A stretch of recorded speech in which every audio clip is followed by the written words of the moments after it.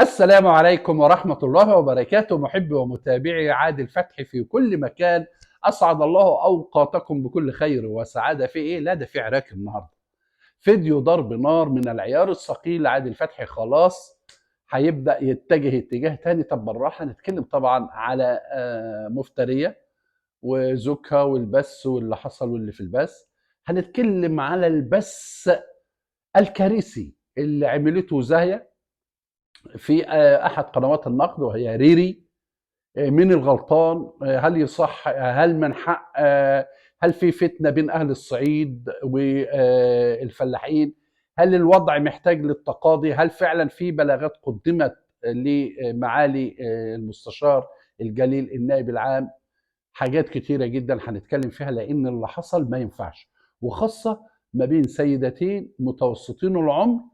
يعني ما ينفعش، ولا دي مصر، ولا ينفع ان دي رساله ان احنا بنوصلها للدول العربيه على ان دي ستات مصر، وخاصه انهم بيجرحوا في اماكن ممتازه جدا زي شارع محمد علي، زي الكتكات، زي شارع الهرم. انا مش عارف احنا رايحه بينا فين على مصر يعني. سكان شارع الهرم او سكان الكتكات يعزلوا، او احنا كده ناس فلاتيه، او انتوا عايزين تصدروا ان احنا الستات المصريه يعني ستات ماشيه على حل شعرها. هنتكلم في الموضوع ده باستفاضه كبيره جدا. وهرد على بنت الغاليه البهدوره لانها تناولت موضوع الخلاف، وذكرت الجزئيه اللي انا اتكلمت فيها على حسن الهلالي، وهي بالفعل مهنيه، وقالت اللي انا قلته. بس انا برضه هرد وهدافع عن الجزئيه بتاعت حسن الهلالي، وعن المشكله الدائره بين قنوات النقد، وهل ده صح او ده غلط، او ايه المطلوب، وهل انا كنت مع طرف ضد طرف. هل انا كنت مع اخلاء ابو رجيله، او كما يسموها البعض مدام اخلاص ابو رجيله، ضد مثلا عزه، او ضد فاطمه، او ضد اي قنوات نقد. ما عندناش حاجه نداريها. اول حاجه نخش على مفتريه بوردو. مفتريه بوردو اتضح، الناس بيقول لك دي مش الفيلا بتاعتها، ده قاعده فيها، ده ما فيش، ده سايباها، ده مش، ده كله فيك كلام. لا دي بتاعتها، لا ده ما فيش حد اسمه كوني، لا ده ما اشتغلتش عند كوني. انا دلوقتي زي ما قالت بنتنا الغاليه البهدوره، ده محتوى جديد وسرحان وتوهان بالمتابع من اجل برضو تعليه نسبه المشاهده. المهم ان انا سالت ناس، لان انا تواصلت بالفعل مع يعني احد اقرباء كوني، رون كوني على ما اعتقد هو اسمه كان رون، وهو كان يعني طيار ومشهور وحاجه جميله جدا، والدوله الفرنسيه كرمته تكريم كبير جدا. وهيبقى في بعد كده ايضاحات كبيره جدا في هذا الملف، لان انا هاخده على عاتقي، لان ما زالت في مشكله بين مفتريه وبين الورثه، بين اولاده، على شقه حاجه زي كده تقريبا ب 160 الف يورو. المهم، ما الشهر اللي مالكمش قبض فيه لا تسالوا على اوله ولا على اخره.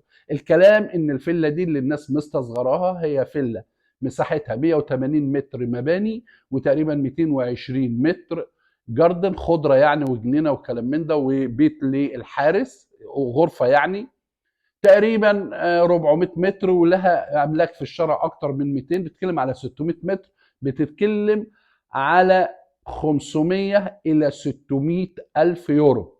ما بتتكلمش على 200 الف يورو بلغه الارقام وبلغه السوق الموازيه في مصر، لان في فرق النهارده بين اليورو في البنك المركزي وبين اليورو في السوق الموازيه، او كما تسمى بالسوق السوداء. انت بتتكلم اليورو النهارده وصل ل 37 جنيه مصري، او 38 في السوق الموازيه. في البنك تقريبا 27، لكن في فرق 10 جنيه في السوق الموازيه. يعني بتتكلم تقريبا ان الفيلا دي في حدود 20 ارنب، يعني 20 اخضر مصري، يعني 20 مليون، 21 مليون. هل ممكن انسان بيشتغل عند ناس في الساعه ب 9 يورو ولا ب 8 يورو ولا ب 7 يورو يكون هذه الثروه؟ هل هو كان زوجها؟ هل هو كتبها لها؟ هل موضوع الوصيه بتبقى بتنفع لراجل يكون عنده اولاد، ولا ممكن يتحجر عليه ويبقى فاقد للاهليه؟ الكلام ده هنتكلم عليه، لان علشان تبقوا فاهمين، مصر تطبق القانون الفرنسي. كل ما يطبق في فرنسا مصر تطبقه، ما عدا الامور الخاصه بالشريعه الاسلاميه فقط لا غير، عشان تبقوا فاهمين.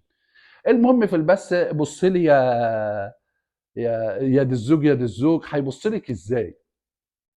هو البص بالعافيه؟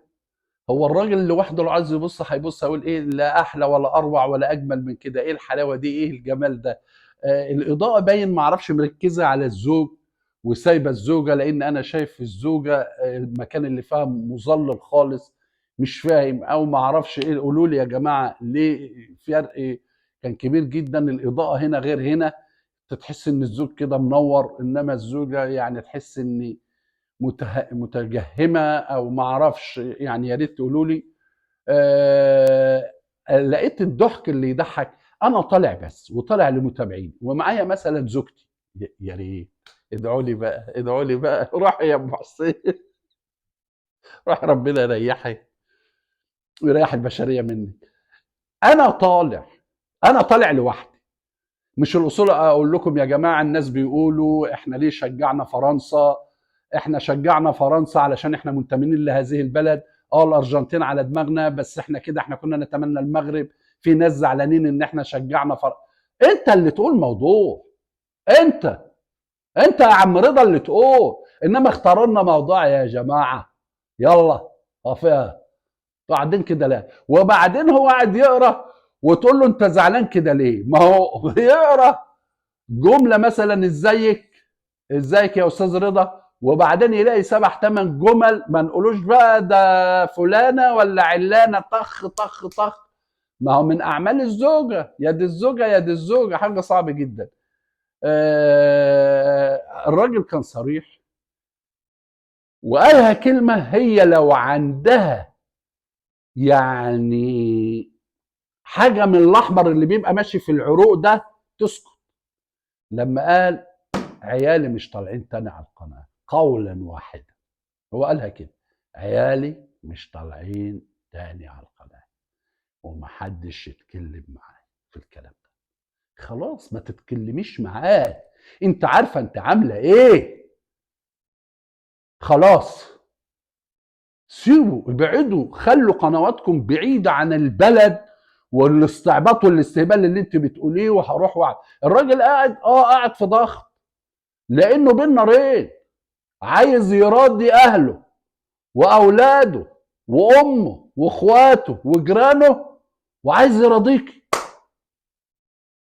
عايز يراعي ربنا فيكي، وهو تحت ضغط وهو عارف. وانت بقى انا عايز اتفسح، ده بيفسحني، كان بيفسحني كل يوم، دلوقتي يوم بعد يوم. ما رعتيش ان ليه بنات، ما رعتيش ان ليه ولد زي القمر زي العسل وبنتين يتحطوا على الجرح يطيب. محتاجين حنان ابوهم وطبطبه ابوهم، وابوهم يفسحهم. والله لو هياخدهم على الزراعيه، والله لو هياخدهم على النيل كده يمشي بيهم، ولا هيقعد بيهم والله في اي كافتيريا هيقعد يدفيهم، هم محتاجينه اكتر منك. ماشي؟ فيعني ارحمي. احنا بنتفسح كل يوم. ضحكه متحشرجه متصنعه، تحس تحس ان انت بتقوم عربيه فورت 1956 مش راضيه تقوم على الارض. الضحك بيبقى باين، بيبقى طبيعي يا جماعه. وتقول ايه رضا مربي اولاده كويس ازاي يعني؟ تحكي على مين؟ رضا قعد 6 سنين ما ينزلش بلده. الحاجه اللي التراب اللي بتدوس عليه كلنا نشتله على دماغنا من فوق، واخواته البنات وجوازه واهله مراعيين ربنا في اولاده ومربيين اولاده احلى تربيه واجمل تربيه على مستوى جمهوريه مصر العربيه. هو راح مرتين 3 مرة اتصورتي واتجننتي واعمل واخلي واسوي واعيط واقطع ويروح من غيري والمرة التانية لما بلغ فرارة علشان ينقذ ما يمكن انقاذه يبقى قاعد جنب اولاده. هي دي الحقيقة. فهو ضيف، هو ما بيلحقش يقعد مع عياله، وعياله دلوقتي في سن محتاجين ابوهم احتياج كامل، عاطفيا ونفسيا واجتماعيا، ومحتاجين طبطبه ومحتاجين يبصوا له ومحتاجين يشموا هدومه. انت مانع؟ انت بدل الاصول هو عنده فوقان كل شهر يطلع لك اسبوع 10 ايام، روح شوف الاولاد رايح جاي صد رد عادي. كل شهر ونص، كل شهرين، كل ثلاثه روح اقعد لك شهر. وانت ما تروحيش لان روحي روحي. نروحوا بقى على زاهيه. طبعا زاهيه قناتها انا ما بتابعهاش لانها بتديني طاقه سلبيه هائله، وبتخلي اللوز عندي تلتهب، والمراره عايزه اشتلها، وقاعده حاسه ان العالم بيحاربوها، واهلها بيحاربوها، وجيرانها بيحاربوها، والناس حاقدين عليها، ومفيش حد في مصر بيحبها، والناس كلها كرهاها، ومش طايقه قنوات النقد. اللهم الا في بعض قنوات النقد مفيش حاجه، انت هتختار وتسيبي حاجه؟ قنوات النقد لها ما عليها، هي اللي بتشوفه. المهم مش قادره تتعامل، فمسكت في احد قنوات النقد، وهي اصل حكايه مع ريري او ريري، بس هي القناه الثانيه بتاعتها بس انا مش فاكر اسمها والله، وتناولتها. انا الاول هتكلم على ريري وعلى زوجها. انا اعرف ريري واعرف زوجها، وبعرف برضه اخواتنا العرب ان مصر منقسمه لثلاث اقسام: الفلاحين، الصعايده، الحضر. الحضر اللي هم اهل اسكندريه والجيزه والقاهره يمثلوا الثلث او 40% من سكان مصر، وال60% 30 في الصعيد في المية، و30 فلاحين بمدن القناه، محافظات القناه الثلاثه: السويس وبورسعيد والاسماعيليه. دي توزيع مصر. يعني قول التلت صعايده، التلت فلاحين، التلت قاهريين وجزاويه واسكندرانيه. ليه انتوا عايزين تحسسونا ان في فرق بين اهل الصعيد والريف؟ احنا واحد في مصر، احنا واحد، وتقاليدنا واحد، والقيم واحد. اما تبقى ست زاهيه، وهي مش كبيره ولا صغيره، يعني تقريبا فوق ال 45 سنه تقريبا انا بقول، وريري مثلا فوق ال 35 سنه، ويحصل التراشق ما بينها في فرق سن. انت الاصول كنت تقولي لها ما يصحش كده، لو انت عايزه توجهي لي كلام ما يصحش كده مثلا يا ريري توجهه لي على العام. زوج ريري راجل انا اعرفه، راجل محترم وراجل مبسوط ماديا جدا جدا جدا، وله مشاريع في اكتر من حاجه. وكان يعني انا مش عايز اقول كان هيبقى بيننا وبينه تعاون مشترك في الاسكندريه، فراجل مبسوط، ولا هي بصه ولا اي حاجه، وبيفسحها الفسحه بال20,000 وبال25,000. هي عندها طاقه فبتطلعها. ممكن هي لسه بنت صغيره، هي عندها عرايس يعني، بنت عروسه وولد عريس يعني، بس عشانها متجوزه صغيره. وعندها حديه في النقد، ما عندهاش هزار. بس هي بنت محترمه مؤدبه. ابوها وامها عرفوا برضو يربوها. بنت ما فيش عليها اي ملامه، الانسان يتشرف بيها. مش زي ما قلت يا مدام زاهيه، ده انت مختومه. وكلمه مختومه، ده انت مختومه يا بنت في كل حته. كلمه احنا كفلاحين لما تتقال كلمه قاتله، لان ما يتختمش غير الجميز والتين. والتختيم يا جماعه علشان يتفتح، اللي هو يدي الفتح بتاعه، بنحطه احنا بالزيت 3 نقط زيت او بمسمار بتحطه في الزيت اللي هو بتاع الطبيخ ده، وبتختم الجميز او كده، بحيث ان التنايه تتفتح ما تبقاش قافله، لان القافله ما بتبقاش حلوه، لكن المفتوحه دي وبتتعمل اتنين يروح متختمه كده وكده، ومحطوط نقطه الزيت سنه بسيطه بحاجه زي القطر، وتروح محطوطه نقطه الزيت. فكلمه ان انت تقولي لها الكلمه دي كلمه قاسيه، ما ينفعش ان انت تقوليها البنت، عيب. ما تقول ما فيش حد اسمه ما ختمكيش على اليوتيوب. ايه الكلمه دي فيها ممكن تقاضيكي، ممكن تعمل لك مشاكل كبيره جدا. انت عايزه يا بنت جوزي يعرفك؟ انا بقول برد يا جماعه، واستحملوا بعض الكلمات اللي انا هقولها. انا مش هتكلم على الشين والكاف والزين والكلام اللي ما يتلبس عليه. ليه بقى؟ انت عايزه يا بنت جوزي يجي يعرفك؟ طب ما تسيبي جوزك يا ام محمد، انت جوزك راجل صاحب مرض، يعني له فحل فحول مفحال، علشان يوريها ايه يعني؟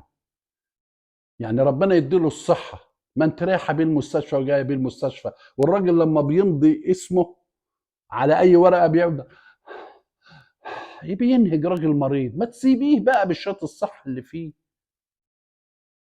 مالك يا بت ومال لباس زوجي؟ اللباس يا جماعه اللي هو الشورت، اللي الناس مفكره اللباس اللي هي الهدوم. اللباس ده بيبقى في الفلاحين بيلبسوه لباس عبك ماشي، وبيبقى بدكك باستك، او ممكن لو لباس طويل شويه زي البرموده بس بيبقى الحده تحت، بيبقى الباس بدكه. بس غالبا اللباس بدكه ده ما عادش موجود الايام دي، علشان الدكه ذات نفسها بتبقى من التيل. الدكه لوحدها ب 70 جنيه، ب 80 جنيه، لانها من الكتان، عشان الراجل يحزم وسطه. فيعني اي حاجه كوتونيل ولا حاجه، بس طبعا مش معقول ابو محمد هيلبس كوتونيل. فانت مالك ومال لباس زوجي فيها ايه يعني؟ يجي يعرفك يا بنت ما قالتش اسمها، هو راجل ولا مش راجل؟ ليه كده يا زاهي؟ ليه كده؟ معقوله دي اخلاق القريه؟ معقوله دي ست عندها رجاله وعندها ابو محمد وتطلع تقول الكلام ده؟ واخده انت بتقولي ما اعرفش فيه 5 قنوات هم اللي ماسكيني؟ يا ايه يا تربيه العوالم. في واحد بيقول لي طب ما هي بتشكر فيها اهي، بتقول لها انت تربيه ناس علماء. يا عم تربيه العوالم، عوالم جاردن سيتي، عوالم شارع محمد علي، عوالم الكتكات، عوالم شارع الهرم، العوالم الرقصات كانوا بيبقوا معاهم صاجات هنا وصاجات هنا تسك تسك تسك تسك. وكان زمان لما تبقى عروسه عندها حنه ولا حاجه يقول لك خلوا العوالم يجوا يزفوها، فبتبقى الحنه العوالم بتطلع على السلم ويطلعوا يزفوها وكلام من ده. العوالم الراقصات معقوله؟ وبعدين انت محسساني ان انت من ايام امينه بتاعت السيد عبد الجواد، في وقفت عند التلفزيون الاسمر وابيض، انت مفكره مصر شارع محمد علي ده يعني خمرجيه والناس فلاتيه وما زالت الناس يا تربيه شارع محمد علي يعني والكتكات وشارع الهرم؟ ليه؟ المحترم محترم ولو ساكن في شارع الهرم. شارع الهرم ده يا ست الكل اكبر شوارع مصر، بيجي من مشعل الرمال ويخش الحده الكوبري بتاع 6 اكتوبر، شارع طول وعرض. انت ما رحتش ولا شفت؟ انت تالك لو رحت بقى مصر ورحت شارع هتلاقي النسوان ماشيه ملص او ماشيه بمايوهات. لا ده زي كفر الشيخ، زي مطوبس، زي دسوق، زي سيدي سالم، زي بيلا، زي قلين، زي الشين، زي شنو، زي بلادكم بالظبط، مع الفرق ان هي عمارات وتمدن بس مش اكتر من كده. ما فيش راجل على اليوتيوب اسمه ما ختمكيش، ده كلام يتقال. وبعدين تقول لها انا موطيه وانت لمؤاخذه في الكلمه مفنسه. واحده من الفلاحين وعندها عيال وعندها قيم وتربيه تقول لواحده انت مفنسه؟ كلمه مفنسه؟ امال لما انت تقول مفنسه الشوارعيه والصيع وقلالات الادب والمنحطين والسفله يقولوا ايه لبعض؟ مش متحمله قنوات النقد؟ ما تريحي نفسك. طالما ان انت عندك منشأ محتوى على اليوتيوب مرئي، من حق اي واحد ينقد هذا المحتوى، ومن حق اي واحد يطلع ينقدني زي ما هطلع، زي ما بنت الغاليه البهدوره طلعت وخدت جزئيه وهرد عليها بادب واحترام واخلاق. النقد ليس نميمه كما انتم متصورين وغيبه وحد ضحك عليكم بالكلام ده. كل قنوات التسول والقنوات اللي كده بتقول عليه نميمه، عيب. فين النطح؟ زوجك، انت تعرفي زوجك عشان تقولوا له نطح؟ تعرفي زوجها المحترم عشان تقول لي نطح؟ تعرفي يعني كلمه ايه نطح؟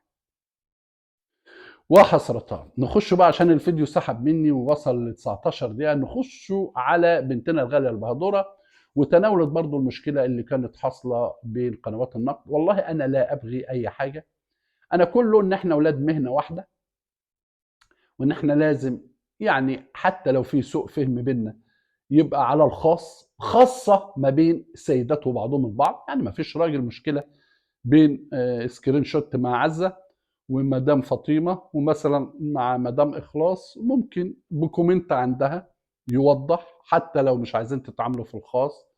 عايزاكي اهلا وسهلا، انتوا ستات هتتكلموا مع بعض، انت في كذا، لا انت زعلتيني، انت عملتي. لو عايزه حاجه، انا واحد من الناس كقناه نقد مثلا، لو لقيت مثلا ترند يوتيوب واخده مني 5 دقائق، 5 دقائق من محتواي، وطالعه بتقول تعالوا شوفوا كلام عادل فتحي وبيقول كذا كذا، انا علشان الزماله عمري ما اعمل لها كوبي رايت، والله عمري. وانا بطلب برضو اي حد في اليوتيوب، سواء قنوات نقد، سواء قنوات طبخ، سواء اي حاجه، لو عايزين تاخدوا اي حاجه من محتوايا، وحتى لو عايزين تعقبوا عليه، طالما بادب وباحترام، وتقدموا كامل نقدكم لعادل فتحي، عمري ما هبص لواحد في اي حاجه. انا ممكن اكون محسوب اكتر على مدام اخلاص ابو رجيل، دي حقيقه. ليه؟ لان انا مكتشف مدام اخلاص ابو رجيله لما كانت في المطبخ وعملت قناه النقد بتاعتها، وكل الناس قالوا دي فاشله، دي مش هتنفع، ده مش هتشوفه، دي ما بتعرفش حاجه. قلت لهم بكره تقولوا عادل فتحي قال، وعلقت لها عندها، قلت ان مدام اخلاص ابو رجيله هتبقى من اوائل قنوات النقد. كلنا بنتعلم، وبعدين دي تجربتها 3 اشهر 4 اشهر، ولو راحت وخدت جزئيه من عادل فتحي، او مثلا جمله، يعني مثلا احمد الطيب في الكوره كان بيقول ايه؟ ولا اجمل ولا احلى ولا اروع من كده. خدت احمد شوبير، بس احمد شوبير لما قالها احلى. لما مدحت شلبي قال لك يا عبد الله يا عبد الله يا عبد الله ما تاخد لي شقه عندك يا عبد الله، عملوها تتر وغنوها. بوبو وبشير، بوبو وبشير، كل الناس خدت بيبو وبشير. ففي حاجات بتيجي، قصدي انها بتبقى لصاحبها، وتملي حتى لما يبقى ده معروف ان ده صاحبها والناس بتقلده او بتاخد منه، ده يبقى هو مشهور. انا برى ان قنوات النقد الناشئه، مش الناشئه، هي قديمه بس بدات تطلع على الساحه وتناطح قنوات النقد الكبيره، ومنها مثلا سكرين شوت مع عزه، واصل الحكايه مع جيجي، وانت الافضل من افضل قنوات النقد. قناة برضو انت الافضل، قناة مهنية، والست بتاعتها ست محترمة، ام آسر على ما اعتقد، انا سمعتها في الاخر بان بتقول ام آسر، محترمة ومؤدبة وغير متصنعة للدين، فهي بالفعل متربية تربية دينية صحيحة. وعندنا خروجتنا مع هبة حدث ولا حرج، وعندنا يوتيوبر نيو تيوب، حاجه روعه الروعه، حاجه الواحد بيتشرف بيها، حاجه الواحد بيسمع الفيديو مره واثنين وثلاثه. عندنا اداء عالي عالي. بنتنا الغاليه البهدوره قالت ما انت قلت نفس الكلام لحسن الهلالي، صح، بس انا والله قلت لحسن الهلالي ليس حاقدا على مشاهداته، وليس ناقما على مشاهداته، وانا اخر حاجه ابص عليها ان انا مشاهداتي فلانه اعلى. طب ما انا قلت ان مدام اخلاص ابو رجيله انا نصحتها ومشاهداتها بقت ضعفي، فانا دي ما بتفرقش معايا. انا راضي ب 2000 مشاهده ولا ب 1500 مشاهده، كويس ان في 1500 واحد بيتحملوا انهم يسمعوني. انا عندي روح الهزار وروح المرح، فلما بيتشد معايا المتابع ويلاقيني بهزر ما بيسمعنيش تاني. في ناس تقول لك يا عم ده بيهجص، انا طبيعتي كده. لو مش ام حسين قدامي انا كان زمان الفيديو كلته يبقى هزار، بس انا برضو عشان 60 سنه في ناس مش هتتقبل. لو كان عندي 40 سنه، او زي الاستاذ حسن الهلالي 30 سنه 32 سنه، كنت هخلي كل الفيديو هزار. انا بعرف حسن يعني زيي، هو حسن عايز يضحك بس علشان جمهوره من الصفوة وصفوة المجتمع والكريمة والكريزة بتاعت المجتمع، فلو ضحك كتير هيضيع جمهوره، فهو بتطلع منه حتت بقى. انا بقول له يا ابني انا عذرك في عقل بالي، فهو عايز يضحك وفي نفس الوقت عايز يرضي جمهوره، لان اكيد عنده جمهور من سكان المناطق الراقيه والناس المتعلمه والناس الاكاديميه.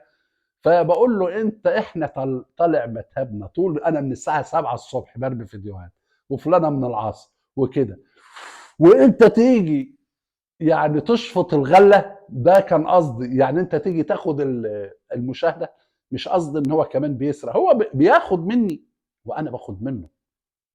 حسن لازم ياخد مني ايه، انا بتكلم على مين، هو في ايه الخبر، ويروح يشوفه زي انت ما قلتي. انا لما اجي اشوف هسمع مين؟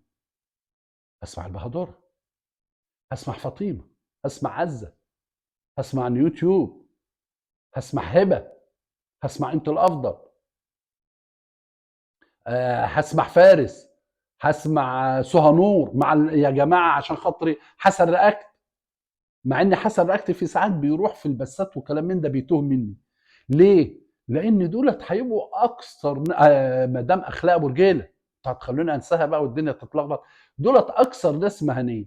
لقيت مدام اخلاص ابو رجيله بتتكلم في حاجه مش، ما بشوفش حاجه، مش عارف مين هي بتتكلم عن مين، ما فيه. لقيت فاطمه بتتكلم على 4 أو 3 بس فيهم جزئيه انا عايز اعرف قالت عليها ايه. فبسمع وبشوف رايها ايه، اقول لك لا، دي فاطمه صح، انا اللي غلط. لا فعلا هي كلامها صح. اروح للبهدوره تتكلم في ايه، كذا كذا كذا، لا انا اللي صح. طب ايه رايك، انا هطلع ارد على البهدوره على كلامها اللي قالته، بس مش هوجهه للبهدوره، هقول على انه وجهه نظر. ده انا بضرب مثال يا جماعه، بروح لسهى، بروح لسهام هانم، او بروح لشيرين، او بروح لسهى نور. سهى نور وبرغم عن كل ده انا واقع معاهم قبل كده في مشكله بسيطه وكلام من ده، بس كأب يعني عتاب، ما بشتلش حاجه. اروح لسهى نور بموت لما تمسك يا بنتي يا زهقي يا مش عارف ايه. لا بحس ان انا فعلا في عبق الريف، لان انا راجل ريفي. بحس ان دي بنتي برضه، او دي اختي الصغيره، ما عنديش قوات طبعا في سنها. فكلنا بنتعلم مع بعض. كامل الاحترام والتقدير طبعا لشيخ النقاد حسن الهلالي وللبهدوره ولكم جميعا. وانا عارف ان فاطمه او عزه هي رنج بس حصل وخلاص، ما فيش اي حاجه، او تاتش او علامه، ما بتبقاش في حاجه، وكلنا زي ما بنقول نتعلم من بعض، وكلنا بناخد من بعض، واللي عايز ياخد مقاطع من عندي ياخد والله ويعلق عليها لو بالسلب، ما فيش اي حاجه. انا عايز اقول ان احنا زملاء، وقنوات صغيره، مش عددنا مش كتير، فما نفرحش قبل طاطا فينا يعني القنوات التانية تفرح فينا، وهم بيدعوا يقول لك يا رب قوم الفتنة ما بينهم، يا اللهم اجعل بيوتهم مذقفا للأتوبيس، اللهم شرد أولادهم، اللهم دمر قناتهم يقعدوا يدعوا علينا، ونبص نلاقينا رحنا في الرجلين. كل تحيه كل الاحترام لبنتنا الغاليه المهدوره، ولكل قنوات النقد، واستاذنا الغالي حسن الهلالي، وكل الناس الطيبه الخيره والعزه والفطيمه، ومدام اخلاص، كل اخوات مع بعض، فرق السن له كل الاحترام. الويل لكل الويل لك يا زاهيه، انت هتنهي قناتك وهتدمري قناتك. وده يمكن اكبر فيديو عملته 28 دقيقه وحقق الارقام القياسيه. لما اشوف بقى الفيديو ده وانت مذكوره فيه هيجيب مشاهده ولا لا، انا متاكد لو جايب مشاهده ولا اي حاجه، لان هي اقدام، وانا عارف الادم بتاعك مش هينفع معايا في القناه. كل التعب كل الاحترام لمحبي ومتابعي عادل فتحي، كنت قاسي عليك بس لم أوجه لك أي سباب أو أي شتائم. وفوقي وفي علشان ما تلاقيش القناتين راحوا منك، وما تفضليش تعملي لنا في ابو محمد وتجعلهن زي طائر الروح قوي عتي عفي. سيب ابو محمد باللي فيه، وما تفتريش بزوجك، او يجي يوريك او يجي يعمل لك او يجي يخليكي، وتملي تبقى الملاف السعد، وخاصه لما تبقى سيده بتخاطب سيده. كل الاحترام لمحبي ومتابعي عادل فتحي في كل مكان، والسلام عليكم ورحمه الله وبركاته.